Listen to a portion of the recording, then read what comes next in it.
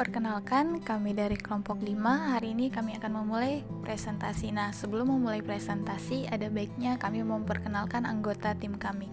Nah, yang pertama ada Carol Rebecca Bukit, yang kedua ada Evi Maria Marsaulina Bruta Barat, yang ketiga ada Mutia Balkis Lubis, keempat ada Natalia Valentina Purba, ada Rosta Juliana Sinaga, dan terakhir Sinar Lovria Lumban Tobing. Nah, hari ini kami akan membawa materi mengenai inovasi jasa. Dalam bisnis, secara umum terdapat dua jenis bentuk produk yang ditawarkan kepada para pelanggan. Pertama, adalah produk manufaktur atau barang, merupakan produk yang sifatnya nyata, hadir secara fisik, dapat dilihat dan disentuh. Kedua adalah produk berupa jasa, di mana jasa adalah sebuah pelayanan yang ditujukan kepada pelanggan dalam memenuhi kebutuhan pelanggan tersebut. Sifat dari jasa adalah kebalikan dari produk manufaktur.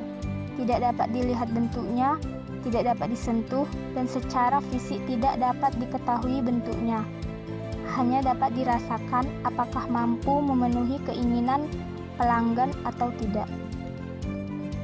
Definisi jasa. Nah, jasa atau servis mengacu pada 3 lingkup definisi utama. Yang pertama itu industri, kedua output atau penawaran, dan yang ketiga itu proses. Nah, menurut Argo dan Lux, jasa adalah pengaplikasian kompetensi atau knowledge dan skills melalui tindakan, proses, dan kinerja untuk memberikan manfaat atau benefit bagi entitas yang lain atau entitas itu sendiri. Nah, jadi berdasarkan definisi yang disampaikan oleh beberapa ahli, dapat disimpulkan bahwa jasa adalah proses penyampaian sesuatu yang tak berwujud atau intangible kepada pihak lain sehingga berguna, bermanfaat, dan kepuasan atas apa yang ditawarkan. Selanjutnya itu ada bentuk jasa, di mana bentuk jasa ini dibedakan menjadi 5 kategori jasa. Yang pertama itu ada pure tangible good, yaitu berupa produk fisik murni seperti sabun mandi, pasta gigi, garam, yang tidak disertai layanan jasa pada produk bersangkutan. Yang kedua, tangible good with accompanying service, sebuah penawaran barang fisik yang disertai dengan satu atau beberapa layanan, misalnya dealer mobil menawarkan jasa test drive, reparasi, penggantian suku cadang. Lalu yang ketiga itu hybrid, penawaran pada tipe ini terdiri atas komponen barang dan jasa yang relatif seimbang. Misalnya, ada restoran siap saji yang menyediakan makanan dan penyediaannya. Lalu yang keempat itu ada major service with accompanying minor goods in service. Dalam tipe ini yaitu membutuhkan kapital intensif yang cukup besar untuk mewujudkan. Misalnya dalam konteks jasa penerbangan ada sejumlah unsur barang fisik pelengkap seperti makanan, minuman, maupun televisi. Lalu yang kelima itu ada pure service. Penawaran pada tipe ini hampir seluruhnya adalah jasa. Seperti contohnya itu jasa tukang pijat, konsultan psikologi, babysitter, pengacara maupun pengajar. Selanjutnya kita akan membahas apa aja sih karakteristik dari jasa.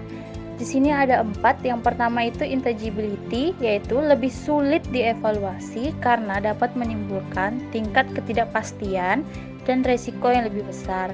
Yang kedua ada variability, di mana kualitas jasa tergantung pada siapa, di mana, kapan, dan untuk siapa jasa tersebut disediakan atau beraneka ragam.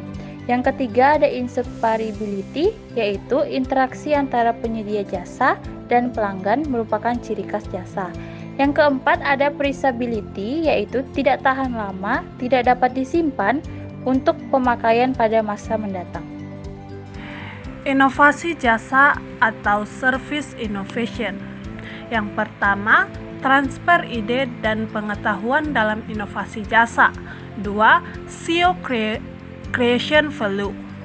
Seperti yang diungkapkan oleh Fargo dan Lutz bahwa proses penciptaan nilai melibatkan konsumen sebagai CEO kreator nilai.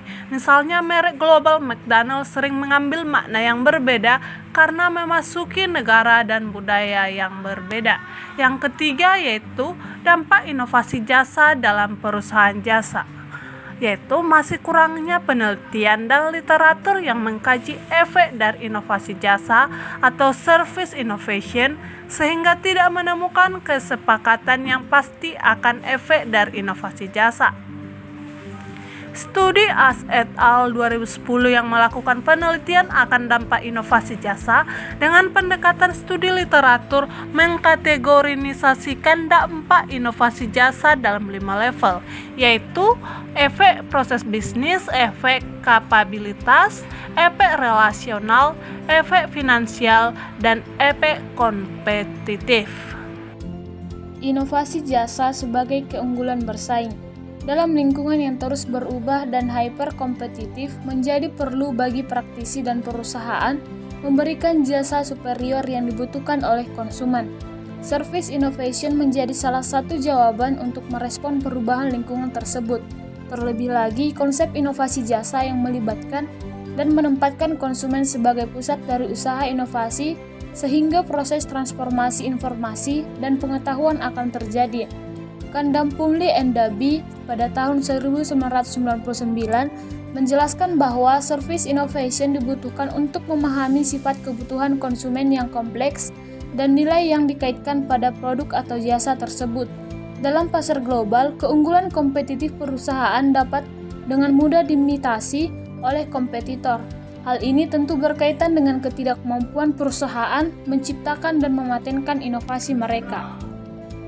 Dari yang sudah dijelaskan dapat disimpulkan bahwa sejalan dengan mencuatnya perkembangan sektor jasa dalam dunia bisnis, maka sektor jasa menjadi fokus perhatian banyak pihak termasuk pemasar, akademisi, dan praktisi. Saat ini, layanan jasa tidak lagi semata-mata dipahami sebagai domain produk jasa atau servis, tetapi dalam produk fisik juga telah memasukkan elemen jasa dalam melengkapi produk intinya. Hal ini membuat proses pengembangan inovasi jasa menjadi sangat vital perannya dalam bisnis saat ini.